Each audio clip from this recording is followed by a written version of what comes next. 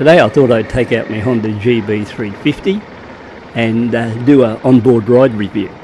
So to give you an idea what's going on at the moment as we're heading along the road here, it's roughly about 6 degrees Celsius here in New South Wales, Australia, and surprisingly pretty nice day overall, and we've got light cloud cover and by the looks of it, a little bit of wind out there, but overall a great little day to get out there riding, especially when I'm only going to ride around the city because the bike's only done a little over 50 kilometres, so there's no way I can take it out and start giving it a workout out along the road. So the ride in question, naturally seeing I'm riding the bike you can't really tell exactly what's going on there, but it's a 2025 model GB350C, which I think by Honda that would almost indicate classic, but if I look at the bike closely I think it's more like a copy. Now I'm going to go into that more on that later when I pull over and we do a walk around on the bike, and I'll tell you then why I think it's a copy.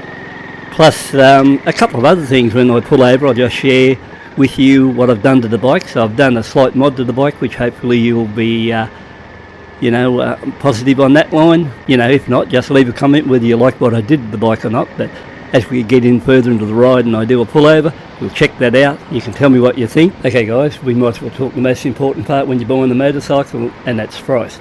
So here in Australia the GB350C comes in at $8,200 right away. Now its only other opposition is a stock GB350 which I already own, and they sort of come in at $8,000. In the beginning these arrived in Australia 2 or 3 months back, whatever it was, and they were actually $9,000 right away, but for some reason Honda dropped the price. Maybe they might have been able to sell them, hard to say, and they dropped the price by roughly about $750, and it come back to $8,250 in my case, and that's what I bought it for. I was fairly happy with how it looks for that price and how it's presented, so I've really got no complaints, and like I said I own both bikes, so it doesn't really matter a great deal. Now weight wise this bike comes into say 180 kilos, and it runs same as the stock GB350. It runs on 19-inch front, 18-inch rear in the tyre size. Now up front we've got the 190/19, and at the back we've got the 130/70/18 on the rims. Now between the GB stock and this one there's really no difference in riding aids. This one comes in with dual channel ABS, just the same as the other one, and it also comes with traction control which is switchable. So in other words, if you're going along the road and you just want to pull over and say no I don't want the traction control anymore, you just press and hold the button, the light will go out or on, whatever the case is you're going for, and you can just go on and ride regardless. Now the fuel tank on these is a neat 15 litres, so these are fairly economical if you ride them, not hard, and like I think they can get 400 plus kilometres to a tank. I haven't sort of really checked it even on the other one because it's something it really doesn't worry me too much about the fuel side. Now if you compared to you're on the fence and you say, well I can't get anywhere near one of these and I'm going to have to order one if I go ahead, what's the difference between your GB350, which is red, well it was blue but it's now red, and a GB350C? So if you want to compare the difference, the GB350C I think has got a nicer looking tank, and it also comes with knee pads, so it's a more bulbier type tank compared to what's on the stock GB350. Now on the exhaust side you've got a like a torpedo style exhaust on this bike, just a full length one similar to what you'd have on a classic 350, except the classic 350 exhaust would be better looking than what's on this one. But overall it's a fairly quiet exhaust, both of them, but I think the classic 350 would make more noise in the exhaust in this and stock. But that's how it goes, and actually I don't mind the stock exhaust sound, so that's it me. Now if you look at the seat between the GB and the GB350C, the GB has got just a bench seat, which isn't all that comfortable to be honest, or I didn't think it was. And the C version has got a split seat, so you've got the solo seat behind you, and if you want to you can remove that, or you can leave it on, or do whatever you want with it. And the other big talking point with these particular bikes is the size of the mudguards. They've got really big mudguards front and rear, and especially the front one, it goes really low, and it's a good one for, you know, getting or doing its job what it's supposed to be, and that would be to get the mud from splashing all over the motor and collecting in that garden and dropping back down onto the road.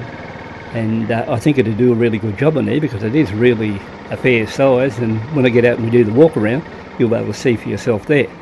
And round there it's got a bit of a fancier more headlights around, and it's also got a little bit sort of work on the instrumentation where they've put the gaps between what speed you're going and things like that. So overall, if you said to me which is the best sounding bike between the stock and this C version, well, I would naturally have to say the GB350 sounds a lot more.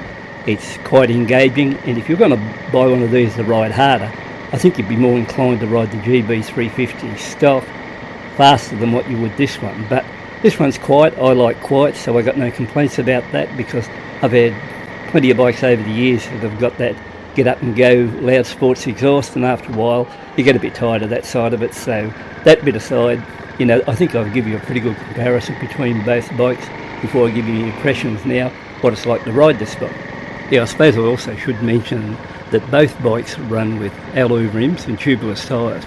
Now, a lot of people have asked me at times, has this bike got the tubeless tyres? Well, in this case, yeah, both of them have got the tubeless, and it really doesn't worry me much, because I'm used to riding the classic 350s and the other bikes with spokes and tube tyres, and in most cases I just put slime in the guts of them and ride them around. And I've been in some really rough country on those spoked wheels on those ones, and I've never had any issues. And you know, I think it'd be a lot easier if you had any issue with a tubeless tyre where you could repair it yourself. But like I said, in my case, I don't really care much. I just put the slime in, ride them, and so far so good. Let's go on to the ride side now. So I'm 5'9", I weigh 85 kilos, and the bike I think suits me perfectly. So my impressions now after riding both bikes is the steering's very nice on this GB350C, and it's no different than what's on the stock one. It's a really great bike to ride too. It steers nicely whether you're on bitumen or on dirt, anything like that. I've given it that GB350 a real workout on both surfaces, and I think this would be no different. It just feels like riding that one. And clutch wise, this is a slip and assist clutch. It's got a very light pull to it, so either 1 or 2 finger pull if it comes to that one. It engages really nice, and it's a crisp type clutch where you know what's going on. Like if you compare it to my CF Motor 450 MT, it's hard to say where the clutch engagement is on that one. It's just hard to pick. But on this one here, you know where it engages, does a good job. Looking out the mirrors, there's no trouble what they're there. They're nice and clear or clean to look out of. So in other words, they're not shaking their guts out while you're looking at them. And also, there is a little bit of slight vibe that runs through the bars on these. But, you know, if I rated that vibe out of 10, I don't know, it'd be about 1.52 at maximum. Just enough to know there is a little bit of a light vibe going through, nothing at all. Now we get to the 5-speed gearbox, and I tell you what, it's got a really, really good gearbox. You never miss a gear. It's nice and crisp, it goes into it, so precise. No drama whatsoever with the box on these ones. They're just a really good box to use, and I think you'll be very happy in that line there too. So, you know, if you look at the overall riding thing, the comfort-wise, I think it's very hard to judge both bikes on the comfort. The shocks on this one are firm, and I'm still running them on the stock set and I bought them from, and I reckon it'll smooth out a little bit even softer. But on my GB350, I've got off-road tyres called Moto's Tractionators. They are a soft compound tyre, and that bike was really a lot harder when I got it, and I had to end up putting a gel insert under the seat and to soften the ride on that one. This one here, although the springs are firm, the seat's pretty good. So I hope you can sort of come to conclusion on that one, what part of it you like or not. But we're going to pull over just up here, and I'm going to give you a mention or show you a couple of things on this bike where, one, I'm pretty sure no one else has even mentioned it, and two, your opinion on it. So we'll pull over, have a look at it, see what you reckon. This is a really nice spot here, isn't it? Anyway, main reasons, I've done 2 mods to the bike, or actually 1 mod to the bike, and I think it looks better. So you'll notice now I've removed my pillion seat, and I had a what you call a luggage plate from the days when I bought that new DRZ 400E Suzuki. So it was actually natural colour, silver sort of look.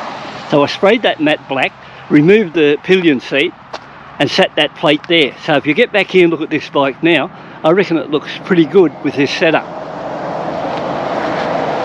But if you look here now at this base plate I've put on it, I think that looks pretty good. I don't think anyone would be complaining that that looks crappy compared to the original pillion seat. I think it's got a fair bit going for it. Actually, I think it suits it quite well. So we'll just go down to this level, come back up, look at it there like so. It almost looks like it's meant for it. I haven't got really serious with it yet. At the moment I've just got it held down with cable ties, but it's very secure. Look at that, no movement at all. And if I wanted to carry something on it, you know, I could. So I think at the moment that's a pretty good idea. So once again, here it is at this angle. We'll swing around the bike and we'll check her out from this side. But I don't know, I sort of like it. Leave a comment what you think about the idea of the rack on it. We better go this side and show you there. So we cover it in all directions over the top here. But no, what I will do later on, I'll probably get into it and screw that down. But at this stage, it was only a trial and error thing, and like I said, I had the plate there, so I thought I might as well use it. Now that's the first thing. Now this is really an interesting one, this one. Check out this front mudguard.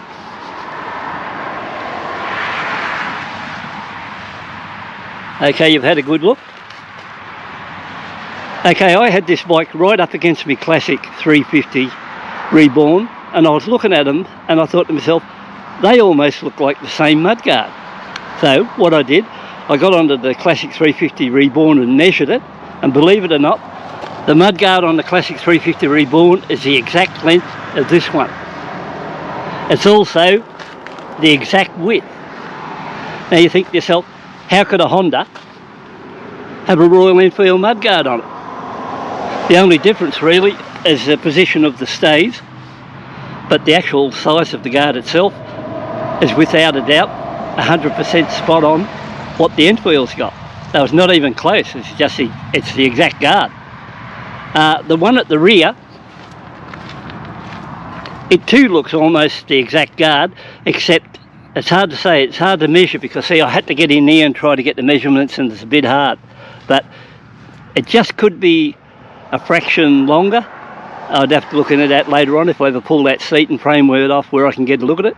But overall, working on the front one, you just wonder, did Royal Enfield sell Honda mudguards, or the person who made the mudguards sold them to both companies? So that's the way, only thing I can think of. But it's just hard to believe that front mudguard is exactly the same one that's on my classic 350. So that's something for you to look at. So this is possibly the closest thing to a classic 350 Reborn that you'll get on. You know, starting from the front mudguard, the way it's getting there now, you know, if you look at a classic 350 tank, very close to that tank. If you look at the seat, very close there in that area there. The engine side, naturally you can get the classics in blacked out motors or the silver. So, you know, there's a few things to look at this bike and think to yourself, well, you don't even have to think. Honda definitely copied the classic 500 by Royal Enfield. There's no risk whatsoever. So that front mudguard proves that. They knew that Enfield was on a winner with the classic 350, and they decided they'll come in for the chop too, I'd reckon. But overall, that bit aside, Honda did do a really good job in this GB350C. I think it's a pick of the GB350s, especially now I've removed that pillion seat and put the plate on the back, luggage seat, and the paint and finish of it's really nice too. So there's nothing on this bike can get over and say it's a little bit crappy in any of the build area. I don't even mind the standard exhaust, so everything's good in that line. I like the big front forks area, but you know, like I said, not many people, I doubt if you'll ever find it anywhere else that somebody comes along and says it looks like the same mudguard that's on a classic 350, because I brought out the cloth tape, ran it over it, one length from top to bottom, across from one side to the other, and it came out identical. So I don't know. All I can say is Honda really likes Royal Enfields. That's the best way to look at that side. So anyway, I hope you found this interesting. If you want to sub to the channel, please do. If you want to give it a thumbs up, that'd be appreciated too. And like I said, I'm in a nice little spot here. I'll come back a bit and you can look down into the guts of that paddock there. There's a nice dam down there. I don't know what was going on here once. They used to have a cattle yards here, and we're just on the outskirts of where I live. And this is where the old, look at these old wooden rails. Now this was possibly once a pretty big property here, and they had the stockyards up here at the front, and then here they had the cattle loading ramp. So look at this one. But I'll pull the camera up. They used to run those cows or sheep or whatever the case was straight up here and out. Now it's just history and taken over by ivy, but it looks good. Then when you look into this paddock here from the other side, apart from a bit of rubbish, you got a nice little paddock down there as I pan the area. And look at the it's mid-winter now, but look at all the leaves these trees here have dropped. Most cases around town, they're all swept up now and you don't see the results of what autumn was like. But here, there's still a bit of a telltale sign. So, once again, back to the bike. We'll call this one quits. Thanks again for tuning in, taking a look, and more to come. Bye for now.